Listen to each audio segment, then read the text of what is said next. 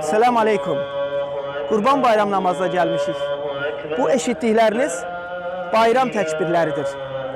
Gəlin bir dəfə dinləyək, sonra isə bilməyənlərə tərcüməsini xatırlatmaq istərdim.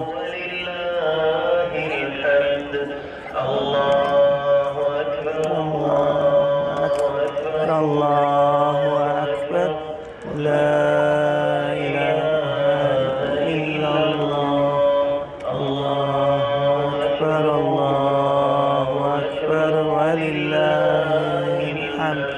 Mənası odur ki, Allahu Ekber, Allahu Ekber, Allahu Ekber. Yani Allah en büyüktür, Allah en büyüktür, Allah en büyüktür.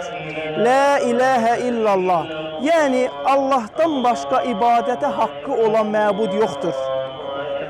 Yine Allahu Ekber, Allahu Ekber, Allah en büyüktür. Allah en büyüktür. Velillahil hamd. Yani tüm tarifler, alkışlar Allah'a məxsusdur.